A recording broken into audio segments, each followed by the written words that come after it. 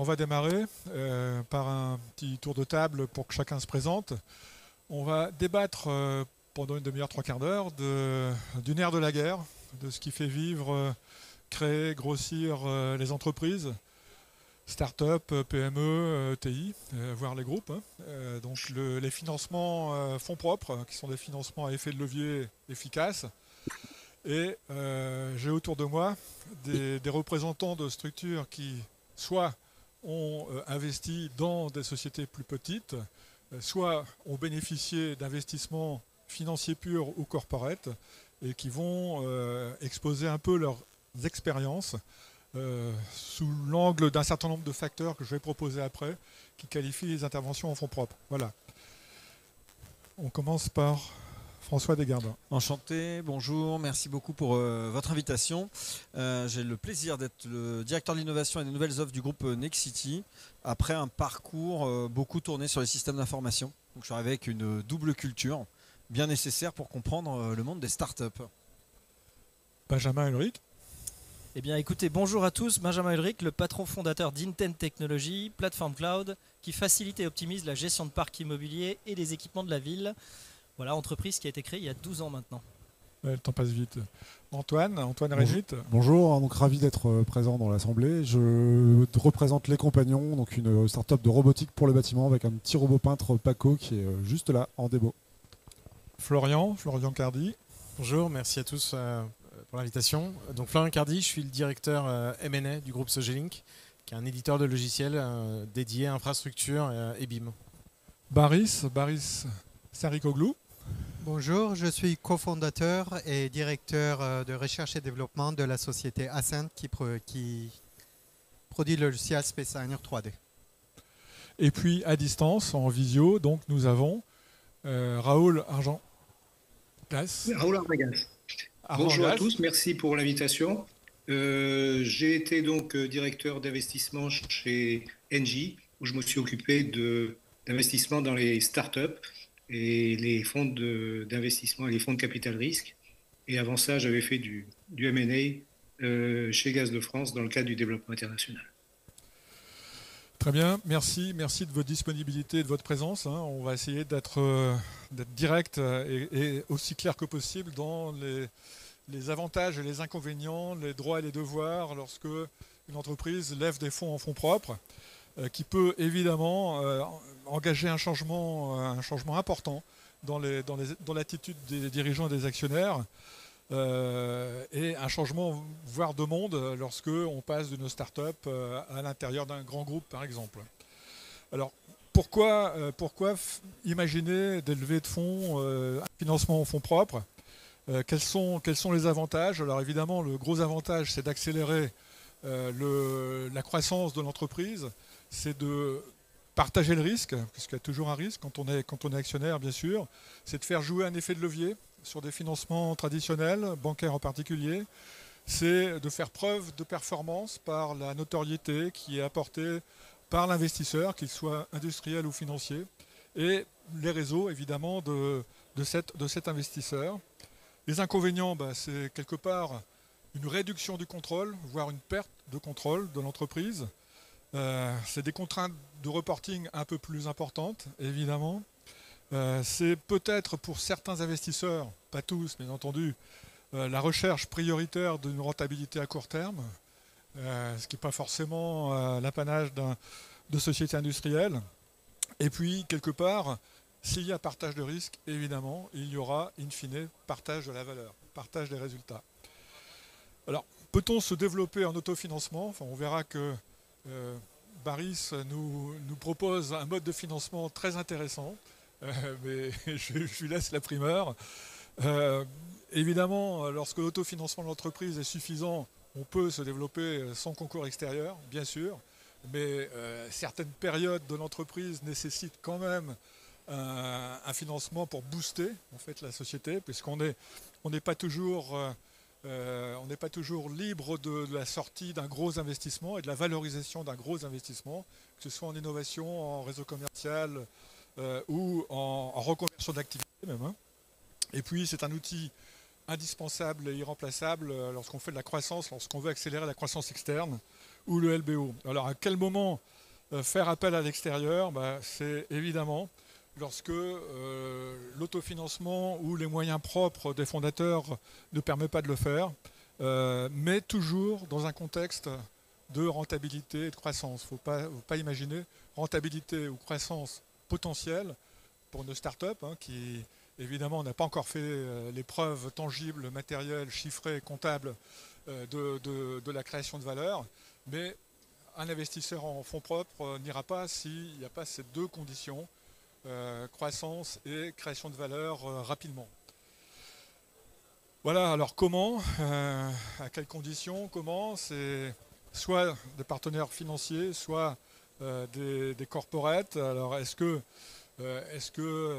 qu'il est plus facile de faire intervenir un partenaire financier à tel ou tel moment de la vie de l'entreprise? A priori, oui, dans les premiers moments de vie de l'entreprise, donc lorsqu'on est start-up, croissance potentielle mais pas avérée encore. Et puis, bon, voilà, quel est le niveau de maturité aussi managériale qui doit être prouvé pour vivre au mieux cette transition. Donc il y a évidemment l'obligation de partage d'informations et de partage de la gouvernance, souvent. Et puis peut-être de temps en temps remise à plat de l'organisation même de l'entreprise. Beaucoup de sujets, beaucoup de facteurs qui tiennent à ce partenariat fonds propres. Qui veut réagir et sur quels critères? Alors, pour commencer, être un peu contre-cyclique, j'ai envie de dire, si vous pouvez ne pas lever, ne levez pas. J'exagère un peu, mais quand même, globalement, une levée de fonds, c'est beaucoup d'énergie, beaucoup de temps passé des deux côtés. Et quelque part, tant que vous avez votre destin en main, si vous avez la capacité à ne pas lever, alors c'est un peu bizarre que ce soit moi, l'industriel, qui tienne ce discours-là, mais objectivement, ne levez pas. Il n'empêche que pour plein de raisons que tu as très bien évoquées, il y a des moments où on n'a pas tellement le choix et pour assurer une forme de croissance et une rapidité de croissance, il faut se marier. Mais dans tous les mariages, il y a des efforts à faire des deux côtés et ce serait faux de dire que ces efforts n'existent pas. Donc à partir du moment où vous faites rentrer un tiers dans votre maison, et même si c'est pour le grand amour, mécaniquement, il y aura une forme de déperdition. Alors à minima d'énergie, parce que tu l'as très bien dit, il n'empêche que nous, les industriels, on a des règles de gestion et de fonctionnement qui sont lourdes et on n'a pas l'agilité de sociétés de taille intermédiaire. Ça veut dire qu'on va amener du process, du reporting, du chiffre et du rechiffre et du encore le même chiffre, ce qui est objectivement assez pénible et j'ai envie de dire presque des deux côtés. La deuxième chose, c'est qu'effectivement, le choix d'un investisseur en fonction de est-ce que c'est un fonds d'investissement ou est-ce que c'est un industriel, c'est objectivement pas la même démarche. Un fonds d'investissement, quelque part, il vient pour chercher une rentabilité, mais au moins c'est clair. Tout se jouera sur le chiffre et encore le chiffre. Je suis un peu dur, hein, je fais des images un peu rapides. Voilà. L'industriel, s'il vient, c'est qu'il vient chercher autre chose. Et là, ça veut dire que dans ce mariage-là, il faut comprendre quelle est la stratégie et comment on se trouve et comment on ne s'éloigne pas dans cette direction-là, avec des cultures d'entreprise qui sont souvent fortes et assez différentes. Et ce mariage-là est un peu compliqué. Alors si je vous partage un point de vue de l'entrepreneur, je dirais oui, tu as raison. Le mariage, c'est sans doute ce qu'il y a de plus compliqué, en tout cas dans toutes ces aventures entrepreneuriales. À partir du moment où on décide de lever des fonds, c'est un long parcours qui démarre avec un associé, des associés qui sont parfois loin de ces problématiques métiers, qui ont leurs propres prérogatives, soit parce que c'est un industriel, soit parce que c'est un financier. Et donc j'ai tendance à dire que le premier moyen de financer son entreprise, c'est d'abord le client et le marché. C'est ce que j'ai essayé d'entreprendre. Après, on avait un certain nombre de limites en fonction du produit ou de l'offre de service qu'on souhaite monter. Il y a des business qui nécessitent plus ou moins d'investissement au départ pour construire un produit, une offre, une marque, une entreprise. Nous, on a été confrontés très vite à se dire notre produit, qui est une plateforme cloud de gestion de données sur le secteur du bâtiment, elle nécessite de toute façon un minimum de 3 millions d'euros pour démarrer un bout de produit. Et on n'était que sur la promesse, et ça, je vous dis ça en 2011. 10 années plus tard, on a mis au moins 2 fois ça dans le produit, et il a fallu créer une marque, un produit, un marché. Et les clients nous ont suivis, et malgré tout, après, il faut financer la croissance. Donc ça ne suffit pas d'avoir un produit, il faut aussi être en capacité d'aller financer ce qu'on voit aujourd'hui. Le BIM World est un bel endroit où on peut faire plein de rencontres, mais ça nécessite d'avoir des équipes.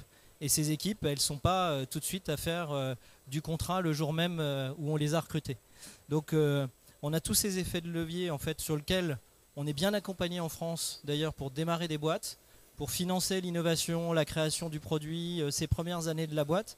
Et après, très vite, on va avoir besoin d'accélérer. Et c'est là où, dans l'histoire d'Intent, d'ailleurs, on a rencontré un certain nombre de typologies d'investisseurs, aussi bien capital risque que corporate, qui nous ont amené plus ou moins de résultats. En tout cas, ils nous ont tous amené du cash.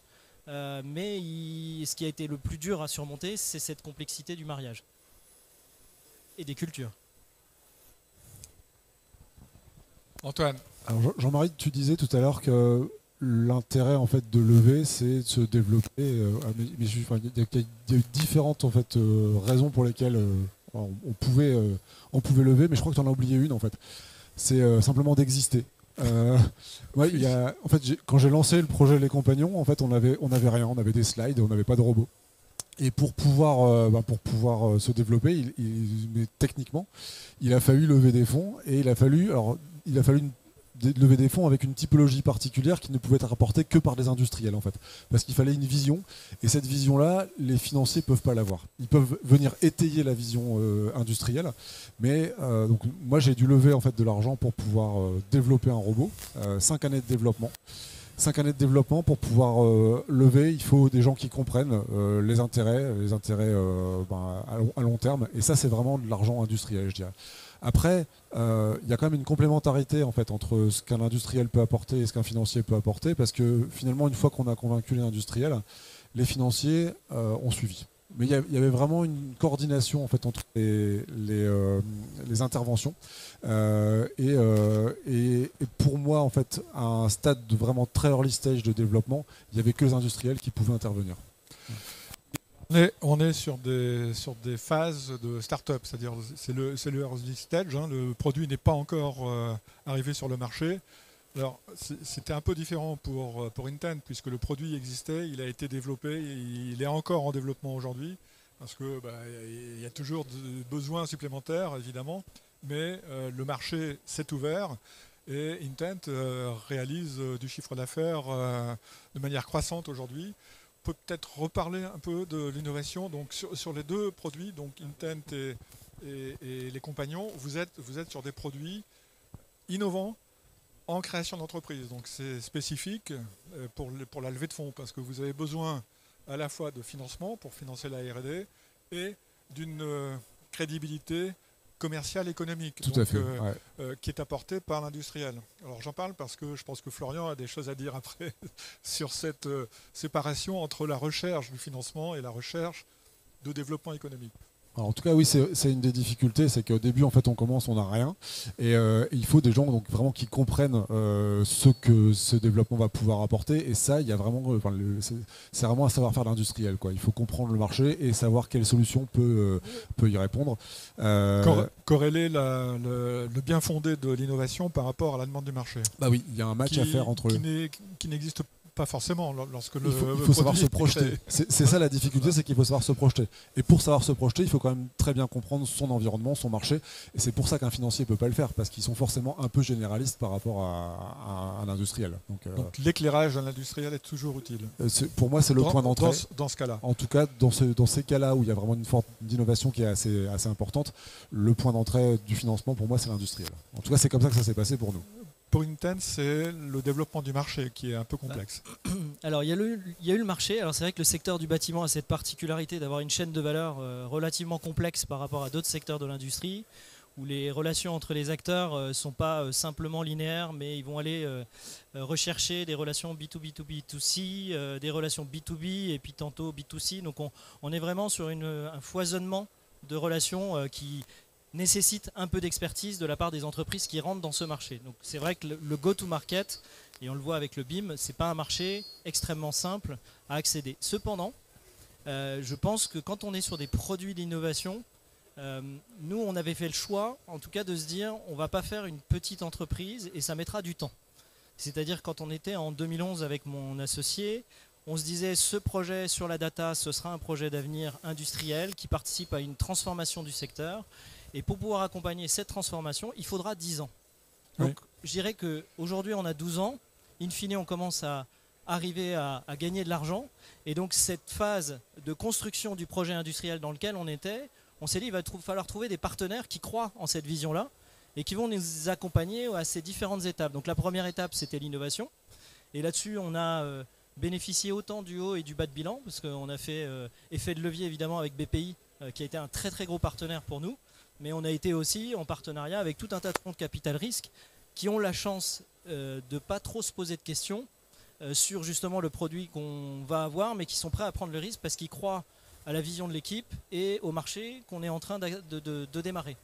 Et après, on a engagé nous des phases un peu plus structurantes qui étaient liées justement à du corporate venture et de faire rentrer à nos côtés en fait des acteurs du secteur de l'industrie qu'on adressait pour avoir des marques d'intérêt un peu plus fortes, pour exister sur ce marché et avoir une forme de reconnaissance qui permettrait d'avoir un effet de levier. Je dois dire que ça a plutôt marché. La notoriété. Voilà, ça a plutôt marché. C'est deux grandes sociétés du bâtiment qui nous avaient accompagnés à l'époque, qui sont plus au capital aujourd'hui, mais qui avaient participé à cette notoriété et qui nous ont permis de signer ces premières références. Et puis après, à un moment, on essaye d'étendre son marché parce que ce qui va compter aussi pour l'investissement, c'est la profondeur du marché pour atteindre cette taille que l'on a de profondeur du marché pour pouvoir se développer à des échelles qui nous permettent aujourd'hui d'envisager de la croissance. Voilà. Et là, on a eu d'autres acteurs sur notre chemin, donc Nexity en a fait partie. On peut le dire, bien sûr. On peut le dire, qui sont actuellement actionnaires. Voilà. Toujours. Et on s'était vu il y a 4 ans au BIM World d'ailleurs pour officialiser tout ça. Donc voilà, on ne peut plus d'actualité. Et donc c'est une entreprise qui aujourd'hui a trouvé son marché, a d'ailleurs une profondeur de marché extrêmement importante, et donc qui est plutôt dans une phase maintenant de croissance avec un produit installé qui existe, qui fonctionne, malgré tout qui reste d'innovation, donc il y a toujours des investissements à faire, mais sur lequel on recherche plus à financer son développement. Les marchés visés, c'était plutôt le résidentiel et le tertiaire pour Nexity, et le logement social pour la CDC, qui est de l'autre grand actionnaire d'Inten. Et les collectivités maintenant. Et les collectivités aussi, maintenant, bien sûr. Très bien. Alors, Florian. Oui, pour rebondir sur ce qu'on disait, effectivement, je pense que la différence fondamentale entre un investisseur en capital et un banquier, c'est qu'il va attendre son retour, pas sur un remboursement, mais sur une sortie, une création de valeur de l'entreprise. Oui. Et la différence, moi, que je fais entre un investisseur financier qui, effectivement, connaît moins les secteurs dans lesquels il investit, mais un professionnel de l'investissement, donc il croit en une équipe, il croit en l'écoute. Et surtout, ce qui est important quand on va vers ce type d'investisseur, en étant entrepreneur, c'est de chercher un challenger, quelqu'un qui va vous challenger, vous pousser à être meilleur. Et il faut accepter ça, il faut accepter ce dialogue. Il faut accepter d'avoir quelqu'un à sa table avec qui on ne va pas partager la gouvernance, mais partager les problèmes et chercher des solutions. C'est comme ça qu'il faut le voir. Et effectivement, quand on va voir un industriel, quelqu'un du métier, et qu'on lui demande d'investir au capital, là on vient toucher à la complexité d'un industriel. C'est pas sa nature première d'investir dans des sociétés, c'est plutôt de développer le business. Donc le problème que peuvent rencontrer certains entrepreneurs quand ils vont voir des industriels, moi c'est le cas aujourd'hui chez Sogelink, c'était le cas aussi avant, j'étais chez Airbus, où beaucoup de gens venaient pour essayer d'avoir le logo Airbus. Oui.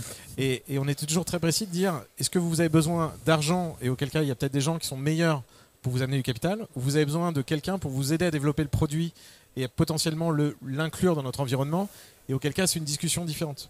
Et tous les industriels n'ont pas forcément cette maturité dans les différentes façons qu'ils ont de vous apporter de l'argent. Effectivement, ceux qui ont géré des corporate ventures, ils sont dans cette logique de favoriser un écosystème et pas forcément à la fin de monter en capital ou d'être là. Mais avec l'industriel, il faut toujours vous percevoir qu'il y a cette dualité de est-ce que demain ça va être une filiale à 100%, est-ce que ça va être un fournisseur, un concurrent, et voilà, faut pas l'oublier quand on fait appel à ce type d'investisseurs autour de la table, que tout est plus complexe par la nature même de l'industriel. De ton point de vue, donc, propre de Sogelink se fait par absorption. Nous aujourd'hui, c'est notre modèle. C'est-à-dire qu'en fait, on n'est pas fermé à des prises de participation minoritaire où ça fait sens. Oui. Mais la plupart du temps, quand on regarde des gens qui viennent vers nous en disant on a besoin de bénéficier du réseau de Sogelink pour nous développer, oui. Nous, ce qu'on regarde, c'est de dire est-ce que en fait, finalement, c'est core à ce qu'on fait et donc on préfère l'avoir, nous, parce que c'est un différenciateur par rapport au marché. Et donc, du coup, on va être plus dans une discussion de dire ok, mais dans ce cas-là, c'est une absorption, vous faites partie de l'équipe. C'est ça. Soit on se dit effectivement, c'est quelque chose qu'on peut proposer et on peut être, j'allais dire, de différentes propositions là-dessus, et auquel cas on dit nous, honnêtement, vous financez, il y a des gens qui le feront très bien, vous pourrez potentiellement vous servir de notre nom si on fait un accord commercial pour vous financer soit auprès d'une banque, soit potentiellement auprès d'un investisseur financier, parce que c'est une marque de crédibilité.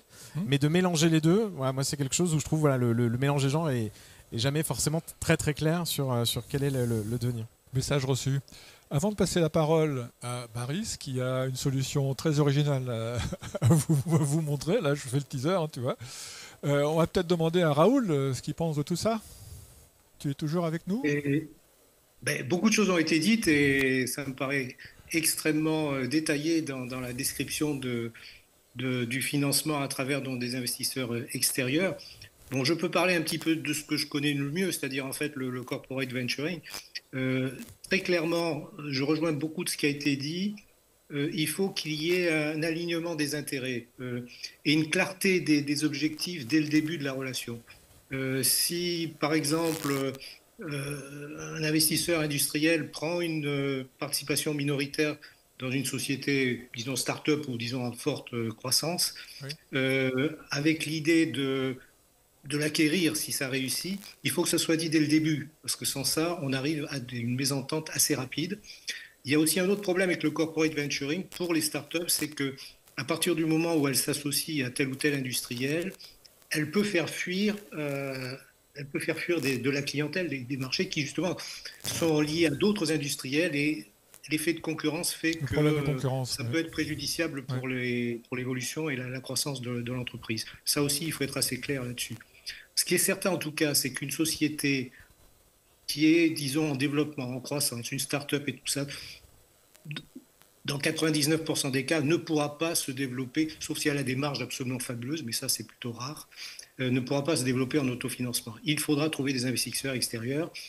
Avoir un investisseur industriel permet effectivement de mieux comprendre, d'avoir un dialogue plus clair sur l'innovation, sur le produit, et surtout ça facilite aussi parfois la commercialisation parce qu'un corporate apporte aussi une possibilité de commercialisation. L'accès au marché, bien sûr.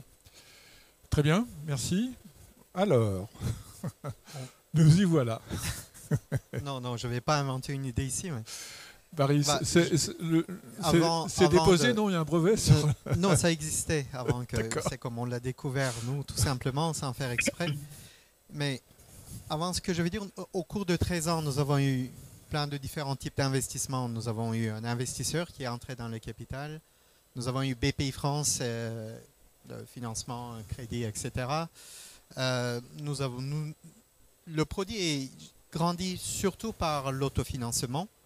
Il y a un autre modèle, j'en parlerai en quelques mots. Mais ce que je remarque, c'est que le type de financement que vous avez conditionne votre société et votre produit. Claire. Et l'alignement est très important là. Si nous étions partis avec un investisseur dès le départ à l'étape de seed, nous n'avions pas le même produit. Dans notre domaine très spécifique, je ne connais pas les autres domaines. Si vous êtes une société, une idée technologique et voudriez avancer, l'attente d'investisseur est généralement, il vous demande une verticalité, avoir une fonctionnalité très bien petite. Je trouve qu'il y a une analogie entre quand vous faites votre thèse de doctorat ou maîtrise, il faut être très, très ciblé. C'est pareil dans la société, on vous demande d'être très ciblé. Et si ce n'est pas votre objectif et que vous avez besoin de temps, alors si vous partez avec un investisseur, c'est sûr que vous n'allez pas faire ce que vous voulez. Et aussi, je crois aux solutions hybrides. Et chaque investissement a son temps. Quand est-ce qu'il faut aller voir les investisseurs? Quand est-ce qu'il faut plutôt forcer l'autofinancement? C'est toute une stratégie dans le temps. Combien de temps vous pensez investir? Chaque histoire a son modèle d'investissement. Donc, il n'y a pas une réponse claire à tout ça. Il n'y a pas un système mieux que l'autre. Nous, par hasard, parce que vous le demandez en étant humble, je peux me tromper, ce qui nous a financé, d'abord, c'est une société, c'est un micro-SaaS ce que nous avons. C'est une équipe très petite qui connaît bien son travail et qui génère beaucoup d'argent. Tout l'argent est réinvesti à la recherche et développement, quasiment. Et ça, c'est grâce à ça qu'on a pu développer un logiciel qui a tendance à être horizontal avec quelques verticalités. Et c'est notre objectif parce qu'on le voit à très long terme, parce qu'on voudrait être là, entre autres, Dassault Systèmes un jour. Mais ce qui nous a financé vraiment... Dominique disait dans le top 3 mondial, non? Oui, on nous cite, je ne comprends pas, on n'a rien fait pour. Et parce qu'on a eu cette chance au départ, quand nous étions qu'à l'étape prototype, la notoriété, on l'a eu sans même remarquer. D'un seul coup, on a été publié de manière virale. On a eu 8000 utilisateurs par jour, on n'a rien compris. Et grâce à ça, les gens ont commencé à nous voir. On a que du inbound. On nous contacte partout au monde. C'est pour ça qu'on est connu à l'extérieur. On n'a même pas eu le temps d'aller chercher et comprendre, puisqu'on n'est pas, Isabelle et moi, nous n'avons pas un background business. On a appris tout sur le tas. On savait ce que c'était un logiciel, on savait comment le développer, mais on ne connaissait pas comment faire un business. Donc on a eu, je dirais, la moitié, c'était de l'apprentissage de ce que c'est une société. Mais on a découvert une chose, c'est un peu les clients qui nous ont fait découvrir, c'est que souvent dans notre secteur, il y a beaucoup de petits logiciels et ces logiciels, il faut les connecter tous ensemble. Et pour les connecter, il faut d'autres logiciels. Donc une société de moyenne taille paye 10 différents SaaS en même temps et se perd dedans. Quand il vient nous voir, et puisqu'on a une certaine horizontalité, vous répondez à 80% de nos demandes, ils nous disent. Le 20%, qu'est-ce qu'on en fait? Ce qu'on leur dit, vous le financez, mais vous ne le détenez pas. C'est nous qui le détenons. Il y a d'ailleurs 2 autres clients qui demandent la même chose. Nous finançons la moitié, vous autres, vous financez l'autre moitié, et ça fera partie de votre licence. Donc nous avons gardé toujours la propriété intellectuelle. On n'a donné aucune exclusivité. Et notre produit, grâce à ça, est développé de manière très ciblée, de manière horizontale, là où c'est nécessaire, de manière très organique, comme il y a des architectes, mais il y a aussi des urbanistes qui conçoivent le grand plan. Et nous étions les urbanistes avec nos développeurs architectes pour les clients qui ont demandé de manière organique comment on va développer. Donc, entre-temps, nous avons eu l'investissement de 1 million. Dans le temps, c'était pas assez, mais ça nous a quadruplé le chiffre d'affaires. On a parti de 250 à 1 million avec ça, etc. Un financement en fonds propres au premier jour de la création de l'entreprise ou après quelques mois, quelques années? En fonds propres, non. Après, à la moitié, c'était en 8e année. Avant, on ne savait même pas que ça. On a fait tous les réseaux à Paris. On était à Paris pendant ce temps-là. On a fait les réseaux parce qu'on nous a dit d'aller faire les réseaux, mais tout le monde nous a dit, écoutez les gars, il y a Autodesk, il y a Dassault, ce que vous demandez, vous rêvez trop. Simplifiez-moi tout ça. C'était la phrase. On l'a simplifié pour nous. Mais voilà, chacun a son histoire. Le nôtre était assez complexe. Mais aujourd'hui, je peux dire qu'autofinancement, c'est possible. Mais l'investissement est nécessaire parce qu'on est dans une compétition. Sans investissement, on ne peut pas penser très vite. Comme la dette bancaire aussi, c'est nécessaire. Il ne faut pas refuser l'argent parce que sinon, vous êtes une société de lifestyle. Vous vivez une belle vie avec une jolie société, un bon salaire. Mais notre objectif n'est pas ça. Et c'est là où vous intéressez les investisseurs. Il faut pouvoir montrer qu'on est prêt à prendre des risques. Alors, 2 questions. La relation avec les clients, donc c'est un financement par les clients, hein, tu m'as dit. Oui, hein, voilà. Clairement. La relation, c'est un contrat commercial, un contrat de partage de propriété industrielle Non, il n'y a pas de partage de propriété industrielle, ça nous appartient. C'est un contrat de service dans le cadre où nous développons une fonctionnalité, mais ça ne les appartient pas. Très clair dans le contrat, ça nous appartient. Mais eux, ils en bénéficient dans leur licence annuelle qu'ils payent, tout simplement. C'est à nous de le maintenir. D'accord. Une fois, de toute façon, il y a beaucoup de pédagogie quand vous expliquez que s'ils font leur propre logiciel, ça va coûter plus cher, ça va prendre plus de temps, et il va falloir maintenir un logiciel. Le coût de maintenance est toujours plus élevé que le coût de création d'un logiciel. Et quand ils comprennent tout ça, ils reviennent en 2e, 3e année pour demander d'autres fonctionnalités. Et on a le droit de refuser. On peut dire non, on n'entre pas dedans. Donc il faut faire des choix stratégiques pour ne pas perdre la ligne. Ça nous est arrivé souvent de perdre la ligne, mais on a la chance de la rattraper. Moi, j'appelle ça client financeur à l'échelle microfinancement. Il faut trouver un joli nom, mais ça marche. Et dans le cadre de MicroSaaS, c'est un outil envisageable.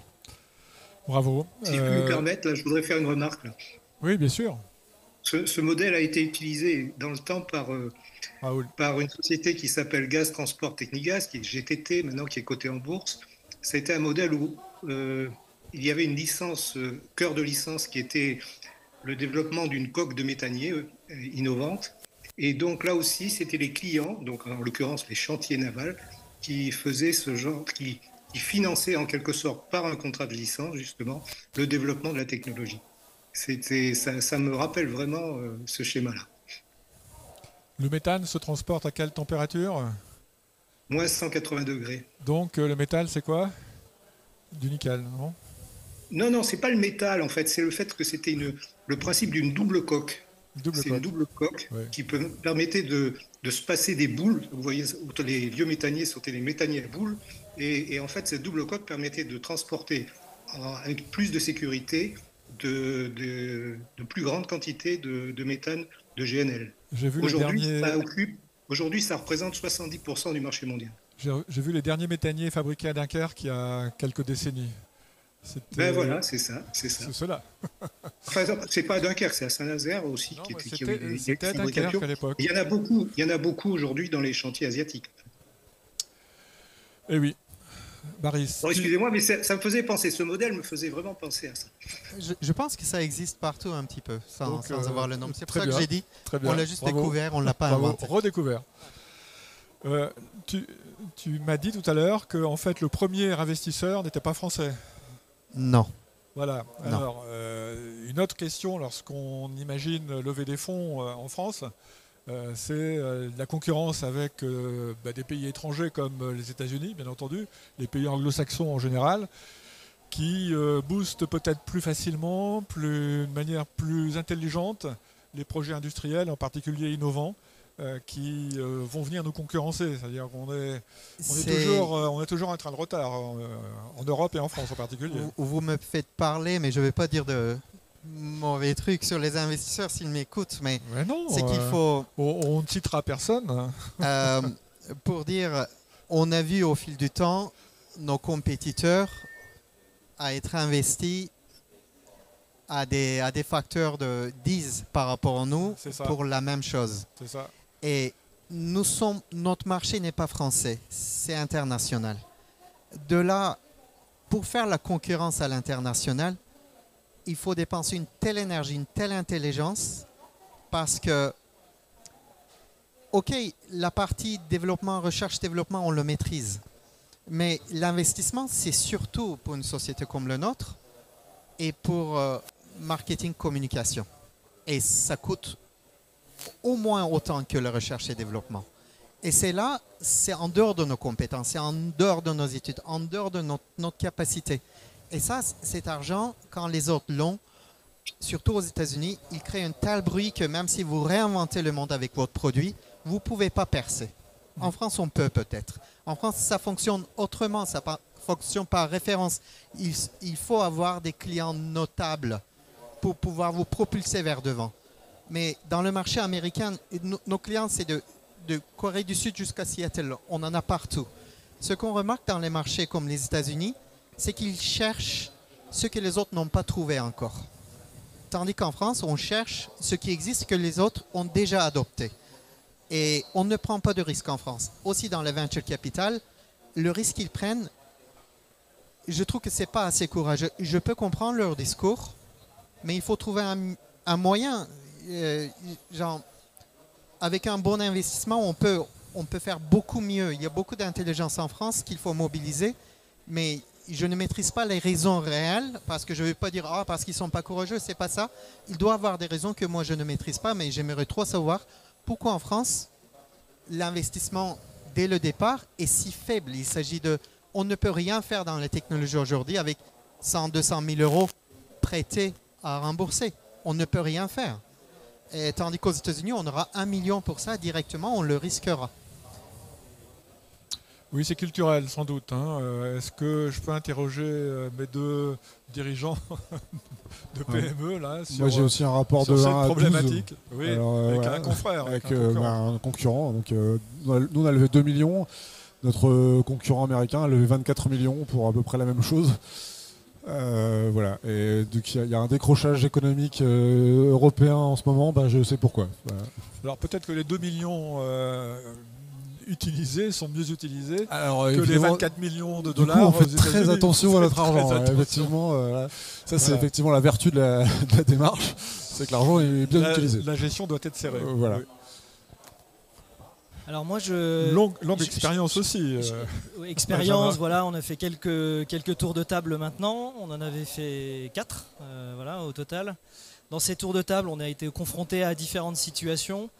Et moi j'ai tendance à dire que tous ces projets vont dépendre déjà, on le voit bien, de l'entrepreneur et des associés fondateurs qui ont créé le projet, dans quelle aventure ils veulent s'inscrire. Et de savoir quelles sont les équipes qui vont emmener. Parce qu'on parle beaucoup des investisseurs, Mais pour moi, ce qui est important, c'est le projet de l'entreprise dans cette histoire. Parce que ce qui fait le succès des grandes entreprises, c'est qu'il y avait aussi des personnalités, des talents qui ont rejoint cette entreprise, pas forcément que les fondateurs d'ailleurs, mais les équipes qui ont permis de lancer ce projet-là et qui vont l'aider à se développer. Et ensuite, il y a des personnes qui rejoignent ce projet. Et ce qu'on va rechercher à financer aussi, c'est la capacité à faire rejoindre son projet des nouveaux talents. Et ça ne coûte pas 3 francs 6 sous. Il faut avoir les moyens de les financer, au-delà de la partie recherche et développement, pour pouvoir créer cet effet de levier aussi dans le développement. Et après, côté client, moi je rejoins tout à fait le côté de pouvoir faire financer une partie de ces développements par les clients. C'est une pratique qu'on a utilisée nous à plusieurs reprises, ce que j'appelle le financement de la roadmap en tout cas, et qui est un moyen de faire participer en fait son client à financer une partie de son produit pour pouvoir lui donner une maturité suffisante pour qu'il puisse payer la licence. Donc ça, on a eu souvent l'occasion de mettre en œuvre ce dispositif, et c'est vrai que ça a baissé les niveaux de besoins en financement de l'entreprise, puis ça lui a permis aussi de durer, parce que c'est du cash qui finance directement des ressources qui sont encore une fois talentueuses. Et moi, je dirais que l'expérience m'a montré, en tout cas ce qui est le plus important dans ces projets de levée de fonds. On parlait tout à l'heure de l'alignement des objectifs de la levée de fonds avec ses actionnaires. Mais pour moi, c'est plus large que les actionnaires. C'est que l'objectif qu'on a avec les actionnaires, il doit être aligné avec celui qu'on a avec les salariés et celui qu'on a avec ses clients. Parce qu'on peut perdre tous ses clients parce qu'on fait une mauvaise levée de fonds. Oui. Il y a des clients dans certains marchés qui peuvent être complètement réfractaires à des choix qui sont faits au niveau capitalistique. On peut perdre une partie de ses talents. Et aujourd'hui, on sait que la quête de sens des talents qui rejoignent un projet fait qu'on peut perdre une partie de ses talents si on désaligne cette quête de sens avec les actionnaires qui nous rejoignent. Et donc pour moi, voilà, c'est un jeu qui est compliqué pour l'entrepreneur parce qu'on est toujours confronté à cet équilibre des trois parties prenantes, et on a comme projet de garantir tout ça. Alors c'est sûr que quand on est en absorption d'une structure corporate, tout ça est intégré dans un projet d'ensemble qui est plus large et qui dépasse le projet entrepreneurial. Par contre, tant qu'il reste entrepreneurial, il faut maintenir cet équilibre, et les levées de fonds, elles doivent accompagner, au-delà de la croissance, que cet équilibre participe au développement du projet. La concurrence reste forte sur la recherche de talents dans les métiers de l'informatisation du bâtiment, en gros, ouais. La concurrence est très forte. Ah, mais je dirais que c'est même essentiel. Aujourd'hui, le coût d'un turnover d'un développeur ou d'un patron technique ou d'un responsable au niveau informatique coûte excessivement cher. Donc évidemment, si on est obligé de financer le turnover au lieu de financer les développements, vous passez votre vie à gérer des problèmes. Bien sûr. Très bien. D'autres interventions sur ces sujets-là ? Alors, dans la continuité de ce que pouvait dire Benjamin, en fait, c'est vrai qu'il y a une notion de dynamique en fait dans les investissements, dans la relation en fait avec les investisseurs qui est importante. C'est un peu comme une relation amoureuse. On se croise, on a 20 ans et puis on rencontre la femme idéale. Et bien, à 30 ou 40 ans, bien c'est plus forcément, on cherche plus la même chose dans la vie. Il y a parfois en fait des moments où on se croise avec des entrepreneurs, avec des investisseurs, il y a une relation qui se crée. Le feeling. Il y a un feeling qui se crée et ça marche bien. Et en fait, 5 ou 10 ans après, on se rend compte que finalement l'investisseur, le corporate ne cherche plus la même chose, a évolué, la gouvernance a évolué et on cherche plus la même chose finalement. Donc il y a aussi une notion de dynamique en fait dans cette relation qui est pas anodine et qu'il faut pouvoir gérer. Alors c'est difficile d'anticiper parce qu'on ne sait pas à quoi on ressemblera dans 5 ou 10 ans, mais c'est aussi un des enjeux en fait de la relation, et c'est un enjeu qui peut avoir beaucoup d'importance. C'est clair, donc de pouvoir partager le projet et d'embarquer effectivement les équipes. Très bien. Est-ce que je peux dire quelque chose ? Oui, Raoul, bien sûr. Oui, j'ai parlé d'alignement des intérêts là au moment de l'investissement, et vous avez bien, tout le monde a bien souligné ce point, là, c'est important. Il faut voir que l'alignement des intérêts évolue avec le temps. C'est très important d'avoir ça en tête. Et souvent, une relation réussie est une relation qui va constater à un moment donné que l'alignement des intérêts n'est plus là. Et donc, à ce moment-là, on va prendre les dispositions nécessaires, mais dans un climat serein, dirais-je, pour soit se séparer, soit évoluer différemment. J'ai vécu une fois un investissement où ça avait très bien marché pendant 6-7 ans. Et après, au bout de 6-7 ans, non, il y avait quelque chose qui ne collait plus. Ouais. On aurait pu se chamailler. Plutôt se chamailler, on s'est dit, tiens, on va devoir se séparer, on va se séparer proprement. Et ça a été plutôt positif. Oui. bien sûr. Donc, dans les corporates, il y a aussi ça. Je veux dire que les industriels ont des évolutions. D'abord, les gens changent souvent, mais il y a souvent des stratégies qui évoluent et qui évoluent parfois vraiment différemment de la société avec qui on est en partenariat.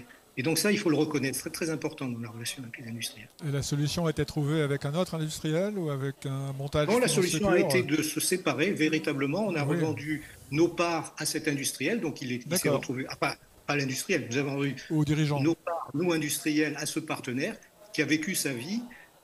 On avait continué à avoir un accord commercial quand même, donc ça c'était quand même important. Et tout le monde était finalement assez content. Un LBO, c'est ça? Non, pas un LBO. Ouais, je ne veux pas être trop indiscret alors. Non, ce n'était pas un LBO, mais c'était une session, quoi. Très bien.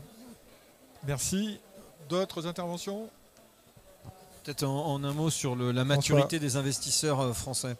Je pense qu'il y a deux sujets. C'est vrai que les levées de fonds sont plus importantes à l'étranger ou en tout cas dans les pays anglo-saxons et notamment américains, mais à mon sens ça s'explique pour quelques raisons. La première, c'est que la maturité du venture français au sens large du terme est plus récente. Finalement, on a cette idée de Startup Nation qui arrive avec des fonds qui se structurent depuis 10 ou 15 ans, mais les Américains avaient une avance quand même sur nous. La deuxième chose, le français regarde les marchés francophones par essence. Vous savez, on dit tout le temps qu'on est très mauvais en anglais, on ne parle pas beaucoup de langues. Or, une levée de fonds en France reste important si demain je veux aller développer en Afrique, par exemple. Donc, on est tous le petit d'un autre. Et donc, sur les marchés francophones, je pense que la taille des levées sont logiques. Le problème, effectivement, c'est la taille du marché qu'on veut adresser. Et la France reste un petit pays, en réalité. Alors que quand vous voulez attaquer le marché américain, vous avez des investisseurs qui savent que les États-Unis, c'est 10, 15 fois la France. Si vous voulez développer demain un produit logiciel en Chine, vous savez que ce n'est pas un pays que vous avez en face de vous, c'est l'équivalent de la taille de l'Europe d'un coup. Oui. Donc mécaniquement, ça fait quand même des investisseurs qui arrivent avec un niveau de maturité un peu plus important. Et puis, je pense que un des derniers sujets, pour moi, qui fait un des sujets de fond dans la relation entre une entreprise et notamment un industriel, c'est qu'un industriel n'est pas un entrepreneur, en vrai. Il y a beaucoup, chez les industriels, de gens qui savent gérer des entreprises et qui sont des grands gestionnaires d'entreprises, mais ce n'est pas le même mindset qu'un entrepreneur, notamment sur la prise de risque. Quand vous êtes un groupe coté, il appartient à votre conseil d'administration de prendre un certain nombre de prises de risque. L'entrepreneur est quand même un peu plus seul ou un peu plus autonome, je ne sais pas. Mais voilà, donc mécaniquement, il a parfois dans son board des gens qui sont très forts d'un point de vue financier, qui ont des analyses stratégiques qui sont bonnes, etc. mais pas forcément des entrepreneurs. Oui, tout à fait. Alors, sur le capital investissement français, j'ai les derniers chiffres de France Invest, qui est issu de l'AFIC, qui était pessimiste depuis quelques semestres, mais qui note, donc, ce sont des chiffres qui datent de quelques semaines, note que le deuxième semestre 2023 s'est redressé, après 2 semestres où c'était plutôt la Bérésina. 33 milliards d'euros investis en 2023 contre 31 milliards sur la période par an sur la période 2017-2022. Et les mêmes investisseurs, j'imagine, ont augmenté également leur levée de fonds sur les marchés financiers, puisqu'ils sont passés de 20 milliards d'euros en moyenne sur la période 2017-2022 à 21 milliards. C'est une progression en 2023. Voilà, donc tout espoir n'est pas perdu. Ils ont de l'argent et ils continuent à investir. Voilà. Est-ce que quelqu'un d'autre veut intervenir? Ça va? On peut quand même s'inquiéter quand même de la faiblesse de l'investissement en private equity en France quand même, qui est lié à des réglementations aussi. Je pense notamment aux assurances. On pourrait mobiliser quand même des sommes plus importantes en France et au niveau européen aussi, pour investir et prendre des risques qu'il est effectivement difficile de prendre. Quand vous êtes un fonds d'investissement qu'on vous a confié pendant 10 ans, je ne sais pas, une centaine de millions d'euros, et puis vous devez les rendre, bien entendu, avec un multiple de 2 ou 3, ça ne vous pousse pas à prendre des risques excessifs, dirais-je. En particulier lors des étapes stratégiques de la vie de l'entreprise, c'est-à-dire la création, le développement d'innovation. Donc, la croissance commerciale. C'est un monde du capital risque qui, en France, effectivement, prend beaucoup moins de risques qu'aux États-Unis, c'est clair. Bon, la culture va sans doute évoluer, on va la faire évoluer tous ensemble. Merci, messieurs, de votre disponibilité et de vos interventions respectives. Merci à très bientôt.